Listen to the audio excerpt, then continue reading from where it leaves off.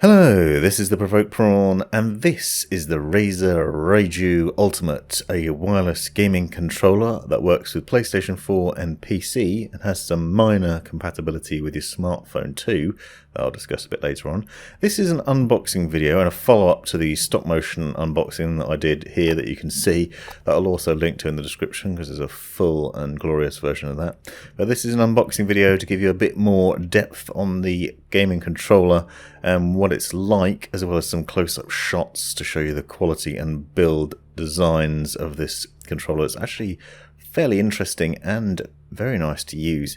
It is an expensive bit of kit though, at around £200 or roughly $200, but it is interesting for a number of reasons. It has apparently up to 11 hours battery life, but it also has swappable thumbsticks and a D-pad and customizable buttons, as well as Razer's Chroma lighting and all sorts of other goodness. It also comes with a 3-meter braided micro USB cable that you'll see in a minute, and this neat little carrying pouch, which also works as a sort of protective hardcover for it.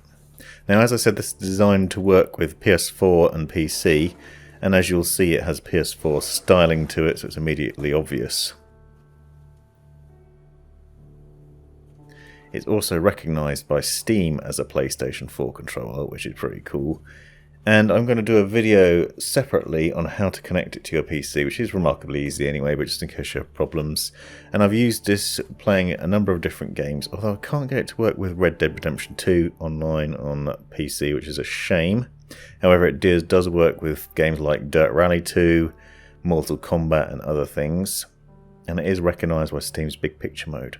Now, the controller itself is really well designed. It's a really nice, good quality, hefty feeling controller. As you can see, sports a number of design features that make it look really snazzy. It has a multitude of buttons on it as well that you'll see as you're going through. And you'll notice the D-pad and the thumb buttons are swappable, and I'll show you that being swapped a bit later on. I also note, as I said, the PlayStation styling, so you've got the PlayStation buttons, the PS share button and other things like that, but with the Razer branding on it. Now the rear is where it gets interesting, because you can see this really cool carbon fibre-esque finish that basically works as the grips for it. It's very nice.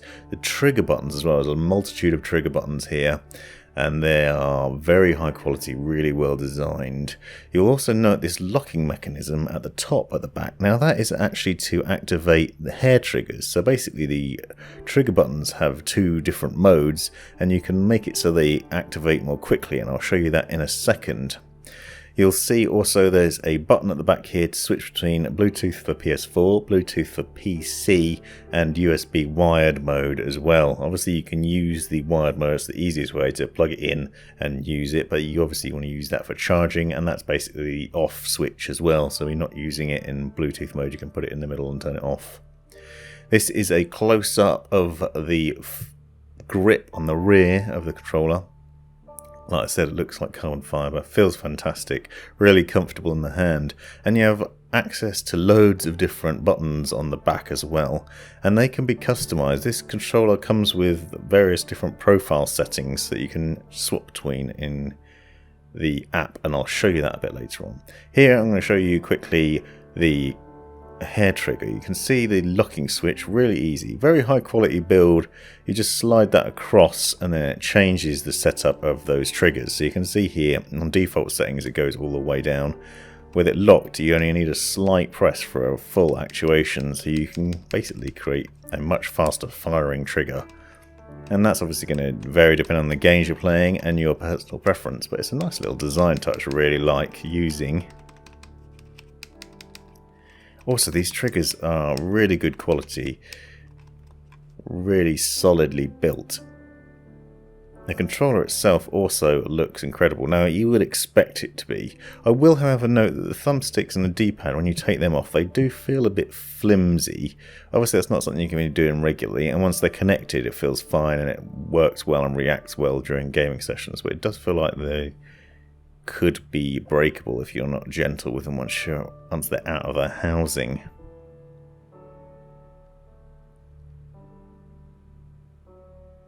You can see how many buttons there are on it, it's ridiculous.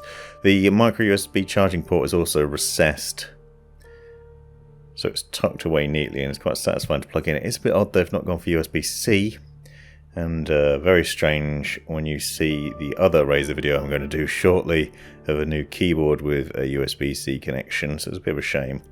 It takes 4 hours to charge and apparently lasts for up to 11 hours. That's going to be hard to test, and obviously it's going to vary depending on how much you're using it, whether you're turning it off properly, and also how much Bluetooth you're using, how much lighting you're using as well. Do like the carry case though. As you can see from this, you could put a little spot for putting the thumbsticks in when you're not using them and swapping them out. So you can see, in order to swap the thumbstick, it's really easy. They just pull off. They don't come off easily though, you can't accidentally knock them off. You do need to give them a little bit of a pull, but you can see a close-up of them here. They've got a nice rubberized texture to them. Obviously they fit well in the hand and they don't slip about if you've got slightly sweaty hands while playing. And that is something I suffer with, so it's good not to have that problem.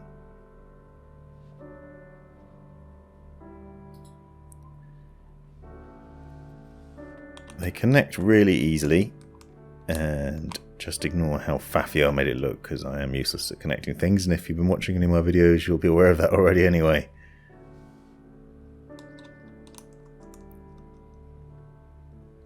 You can see the slightly different top on the other two. You've got a longer one that you can switch to, and then the short sort of mushroom cat. The D-pad just pulls out, and you can swap that out. And again, they're basically designed for different games and different styles of play. You can see the slightly different design one here. And that's basically meant to make this controller work with a variety of different games. So you can use it with fighting games and driving games and shooters and all sorts. And you can see the taller one definitely stands head and shoulders above the other one. You'll also notice there are a number of buttons on the front of the controller, and they have lights on them as well. And I'll show you a little bit of that in action. There's also a 3.5mm jack for plugging in your headset if you want to. And here it is plugged into the PC for a charge, and you can see the light around the top button. Now that acts in various different ways. It shows you when it's charging, it also shows you when it's in pairing mode, which I'll show you a bit later on, and you can change the colours of it. Now, as I said, it works with Android, and there's a app that you can download. However, you can't use this controller to play games. It's not recognised to play games with on your phone. There is a different Razer Raiju mobile controller that you can get if you are interested in doing that though. When you put it into Bluetooth mode, you can then connect. There's a button on the bottom here. You can see the second one in. You just press and hold that and put it into the pairing mode to pair with the app. You notice I've got the app open on my phone there, and it says it can't connect it. But once you press that button, you've got the blue light flash, and you can then quickly and easily connect it. This app basically allows you to change the settings and the onboard memory on the controller on the fly. And you can see there are a few different modes already set up, and you can create your own profile, but you can go into the shooter one. You can remap the various keys. You can also adjust the level of vibration and the chroma colors, the color of the RGB lighting. And that, as you'd expect, comes with a variety of different options: breathing, immersive, static, reactive, all those sorts of wonderful things, and you can pick and select the colours you want. There's not much in the way of RGB lighting on here, but as you'd expect from any gaming peripheral in 2019, there is a little bit. Now, it is a shame, I think, that it doesn't work with games. I did try it with a variety of different mobile games, but it does say in the paperwork that it is not meant to. So don't go in expecting this to work with your phone. It might work with some games, but it's not generally recognised to do so. This is exclusively meant for PlayStation and PC use.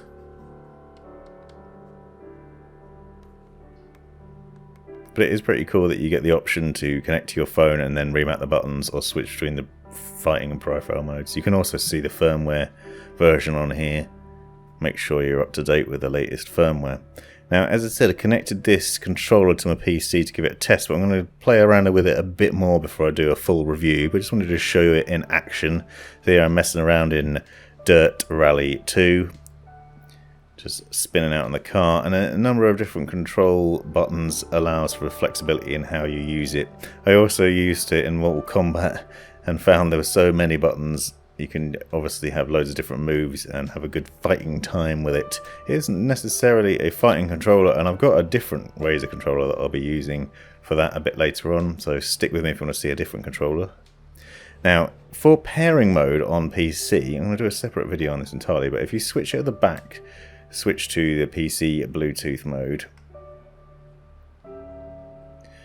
you then have to press and hold the PS button and the options button until the blue light flashes to show that it's in pairing mode. Once you've done that, you then go into your Windows settings, find your Bluetooth settings, and then click on that to look for the controller. And once you do that, you can then pair it. You can then dive into Steam settings and make sure the controller is set up and recognized. Use big picture mode, launch your games that are compatible with controllers, and you're away.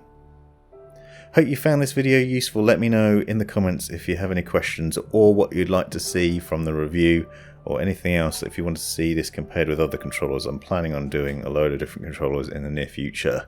This has been the Provoked Prawn. Hope you found this video useful, interesting, or hilarious. Be sure to subscribe and check out these other videos, as well as taking a look in the description for links and other information you might find useful. Let me know in the comments if you have any questions or anything you'd like to see extra about this, and have a great life.